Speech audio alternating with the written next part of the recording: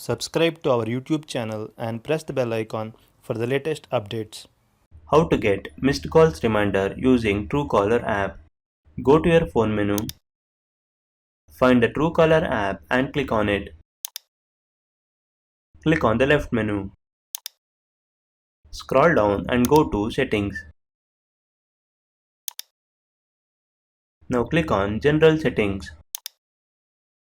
Scroll down. Toggle the button next to Missed Calls Notifications to turn it on. Also, toggle the button next to Remind Me of Missed Calls to turn it on.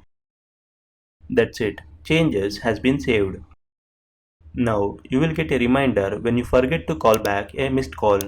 This is how you can get missed calls reminder using Truecaller app. Thank you for watching.